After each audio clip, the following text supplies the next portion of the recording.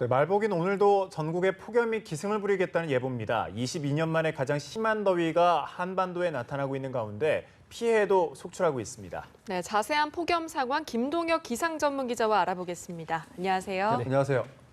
네, 말복인데 역시 덥습니다. 삼복더위란 말이 좀 어울릴 정도인데 서울에도 다시 폭염경보가 내려졌다고요? 맞습니다. 어제까지만 해도 사실은 충청 이남 지역을 중심으로 해서만 폭염 경보가 내려져 있었고요. 네. 서울과 영서 지방, 경기 지방, 이 수도권 지방은 사실 휴일에 좀 소나기가 내리고 구름이 좀 많이 끼면서 폭염 경보에서 주의보로 단계가 좀 내려간 지역들이 많았는데요. 어제 다시 한번 이들 지역을 중심으로 해서 폭염 경보가 발표가 됐고 조금 후인 11시에 이들 지역은 폭염 경보가 발효가 됩니다. 그래서 네. 오늘부터 해서 다시 낮 기온이 35도 안팎을 기록할 것으로 예상이 되고요.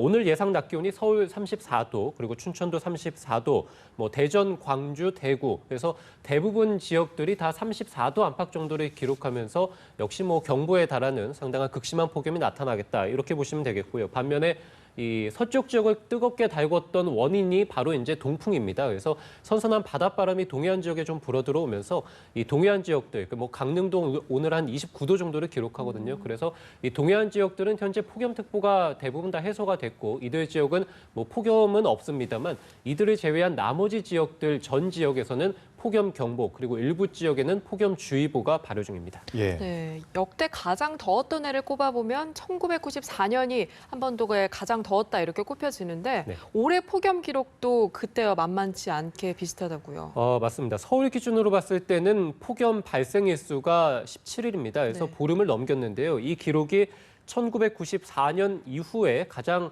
많은 폭염 일수를 기록했습니다. 그래서 22년 만에 올해가 가장 더운 해다, 이렇게 또 볼 수도 있겠고요.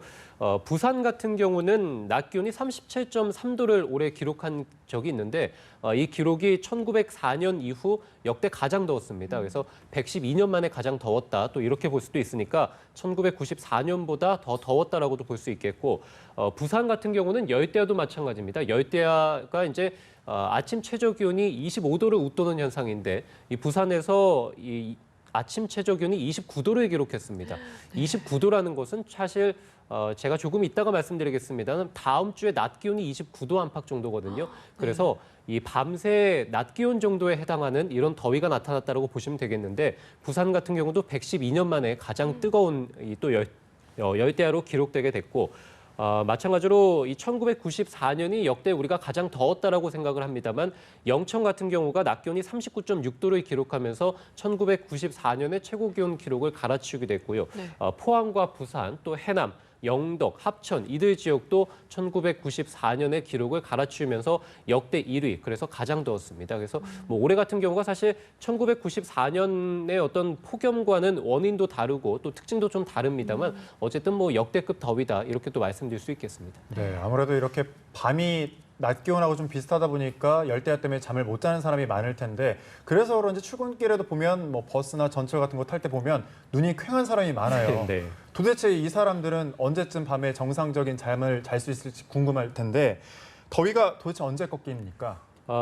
많은 분들이 이제 사실 말씀해 주신 대로 이제 낮 더위도 상당히 심하고 예. 또 밤 더위도 상당히 심하기 때문에 좀 폭염에 지치신 분들이 상당히 많으실 것 같은데요. 일단은 주 중반 정도까지만 잘 견디신다면 주 후반에는 확실히 이제 낮 기온이 좀 누그러진 이런 모습을 확인하실 수 있을 것 같습니다. 네. 낮 기온이 오늘 서울이 34도가 예상된다고 말씀을 드렸는데요.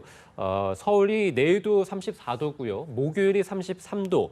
금요일이 32도가 예상이 되고요. 토요일과 일요일, 그러니까 이 주말에는 31도가 예상이 됩니다. 우리가 이 폭염주의보의 기준이 33도, 보통 33도인데요. 예. 이렇게 본다면 목요일 이후, 그러니까 금요일부터는 주의보 기준보다는 낮 기온이 아래로 떨어지는 것이죠. 이렇게 봤을 때는 한 금요일 정도부터 해서는 폭염의 기세가 확실히 누그러진다, 이렇게 볼 수 있겠고, 다음 주에도 낮 기온이 한 30도 안팎 정도 예상이 되면서 폭염주의보라든지 이런 것들이 확실히 좀 대부분 다 해소가 될 것이다, 이렇게 좀 예상을 해볼 수 있을 것 같습니다.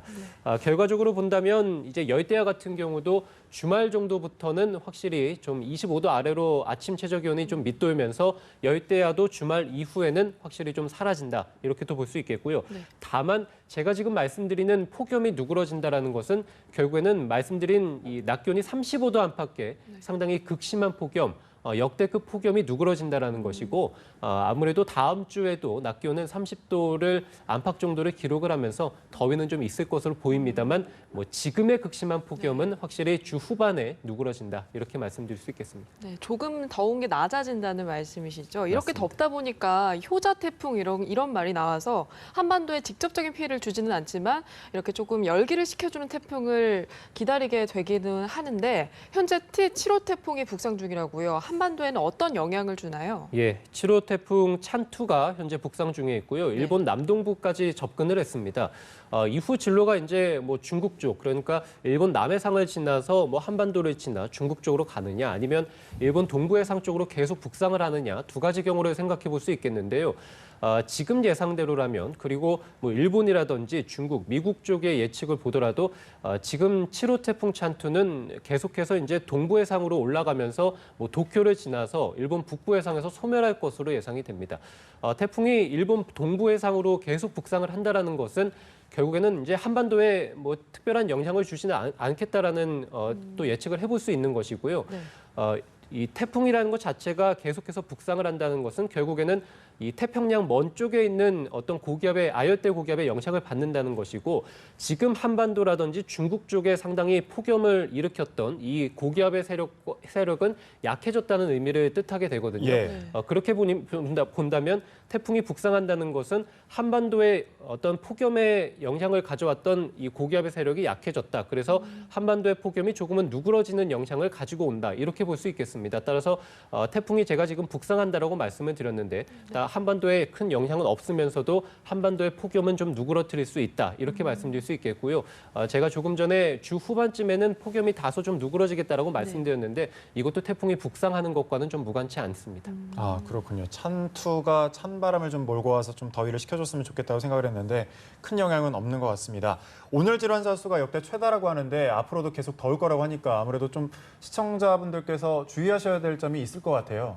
예, 아무래도 오늘 이 폭염이 상당히 극심하다 보니까 온열 질환자 수가 1,500명을 이미 돌파를 했고 지난해 전체보다 한 1.5배 정도 기록하면서 역대 최대 규모로 현재 온열 질환자 수가 발생을 하고 있거든요. 특히 열대야가 상당히 극심한데 이 열대야로 인해서 4명 중 1명은 야간에 더위병 환자가 발생하기도 했고 또 환자의 20%가량은 또 실내에서 더위병 환자가 발생을 하고 있습니다. 특히 올해 온열 질환자 같은 경우가 이 열사병이라든지 열탈진, 그래서 일사병하고는 좀 구분을 해야 되는데요. 일사병은 자외선이 상당히 강할 때 우리가 이제 어지럼증을 느끼는 것이 일사병이라고 한다면 뭐 열사병이나 열탈진 같은 경우는 우리가 체온이 급격하게 올라서 이 사망에도 이를 수 있는 이런 병이라고 보시면 됩니다. 예.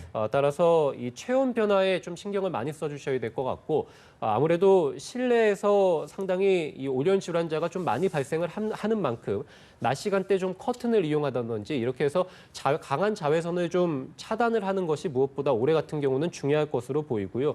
또 갈증을 느끼지 않더라도 수분 섭취도 좀 꾸준히 해주시고 우리가 오후 시간대 아무래도 온열 질환자가 가장 많이 발생하기 때문에 이 시간대는 좀 휴식을 좀 충분히 취해 주시고 오후 시간대 외출도 좀 자제해 주시는 것 이런 것들이 좀 중요하겠습니다.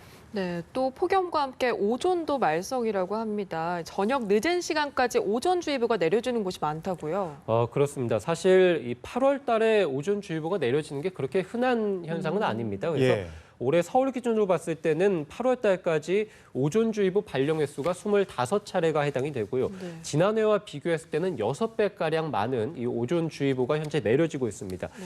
또 하나는 이 오존주의보가 사실은 낮 시간대 상당히 강하게 이 오존이 활성화가 됐다가 그래서 뭐 오후 늦은 정도까지 오존주의보가 발령이 됐다가 해가 지고 난 이후 저녁 시간대는 오존주의보가 해제가 돼야 되는데 요즘 같은 경우는 밤 8시, 9시에도 오존주의보가 내려지는 경우가 있습니다. 그만큼 밤더위가 상당히 극심하다는 것이고 또 하나는 최근에 이 비 소식이 거의 없다 보니까 아무래도 오존주의보가 좀 많이 내려지곤 하거든요. 그래서 이 오존 같은 경우는 사실 이 눈과 호흡기가 좀 따가워지는 이런 특징을 좀 보이기도 하고 기침을 하거나 두통이 상당히 극심해집니다.